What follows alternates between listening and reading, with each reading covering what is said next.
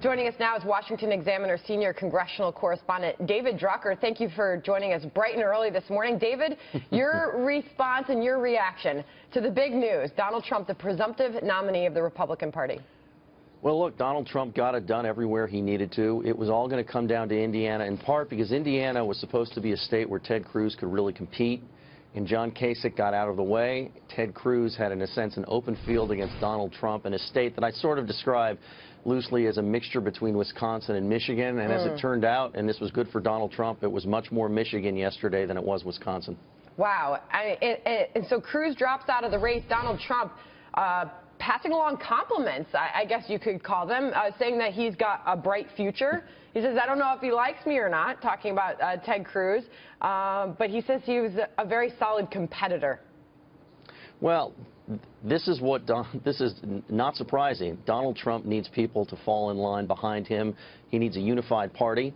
And if he doesn't start making... Will Ted Cruz fall in line? Will Ted Cruz support Donald Trump? Remains to be seen. You know, normally my stock answer would be yes, of course. Primaries have a sort of ebb and flow to them, and afterwards everybody gets together because there's a main goal, and that's beating the Democrats, or if you're the Democrats, beating the Republicans. But I've never seen a primary where the criticism was so personal, where the insults were so crude.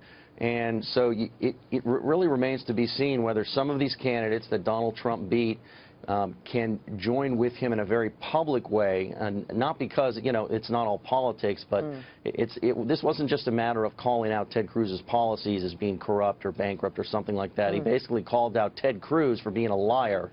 And that was his nickname, and so that's, I think, going to make this a little bit more unusual than it has in past campaigns. You know, Sandra, yeah, go ahead. Trump didn't just beat the field, he trampled them, he bruised them, and he's got a rebuilding job with almost all of these candidates, from Bush to Rubio to Cruz, to bring all of these candidates together. He says he doesn't want Bush's endorsement.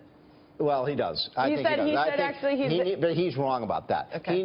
If he's going to win, and I think this is a coin flip, I really do. All right, so he's going to have to bring the all elements, and I wonder if David agrees with it, all the elements of the Republican Party together. Well, he needs that for the fundraising as well, because he needs about $500 million to run for. Yeah, but I don't think that's going to be a problem. I don't think fundraising will be a problem. 15,000 donations of $33,400 each is what he needs, which is the maximum allowed under the party rules. I think also you have to look at a Mitt Romney. What are these other establishment Republicans going to say and do in the remaining months? Mitt Romney tweeted last night nothing about Donald Trump, only that thanks to Ted Cruz for making a fight for conservatism, American leadership and freedom, and that's all we've heard from Romney. But that was the other interesting thing about this race, and I wonder what David thinks about this.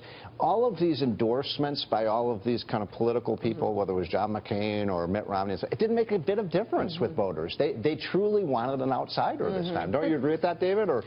Well, look, I mean, I think it's pretty clear that voters weren't paying attention to endorsements. Look, this was not a year where the so-called establishment of the party or big respected names within the party mattered. In fact, I would talk to a lot of voters who still had respect for people giving out the endorsements, but said it just simply wasn't enough for them, and it wasn't going to change their mind. I think Dagan, though, does hit on something that is important. I think Donald Trump is going to need fundraising, and he's going to need the support of the party because of that, and he starts out at a deep disadvantage in that regard, because this is going to cost him more than the primary did, and there's a question of whether or not he's liquid enough or willing to spend the liquidity it would take, and we're talking at least $250 million, probably $500 million. I bet you Hillary Clinton raises $2 billion, and look, it's not that it can't be overcome, clearly, but it's an advantage for the Democrat at the outset. All right, Lenore, I want to get you in here, but first I want to get to these new Fox News exit polls, because some interesting things that we're learning here. Dagan, we want to know what was on voters' minds.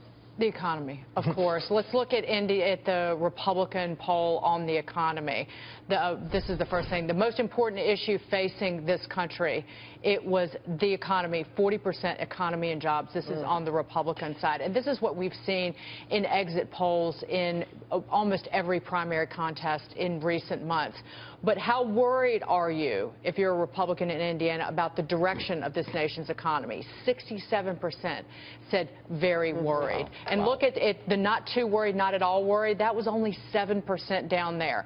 On the flip side, how do Democrats feel about the direction of the economy? So 67% were very worried among Republicans, only 40% very worried among the Democrats. I've got a couple more to go through. Not too worried, though, and not worried at all, that was 15%. So some people feeling a little comfortable there. And it was still the top issue with Democrats, 43%. That was their #1 issue with Democrats in Indiana. So, shocker, the economy is #1 in the state of Indiana. You even looking at the Gallup's consumer confidence poll, that just keeps going month after month. It keeps going down. And with Trump, Trump comes out and says, oh, we're going to fix the economy and it's going to be great. Well, that sounds great. I like that. Economy, great. All good. But how?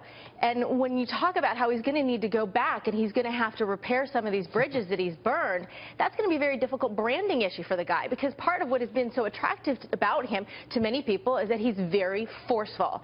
You're a liar. You're not good. You're terrible. I'm going to win. It's going to be great. Well, that's tough to do without an opponent. Now he's only got Hillary, and that's going to get a lot more complicated. Does it? I think it makes it a heck of a lot easier, because there's so much there that even Bernie Sanders won't touch. He won't go after the email, remember? He said, I'm tired, sick, the American people are sick and tired. You think Trump will go there? But he has to be careful to not alienate the women voters, because he's already done a tough job with that. Right. All right. Yeah, but what do women care about at the end of the day? The economy. All right. David Drucker, thank you for joining us. Thanks a lot. All right.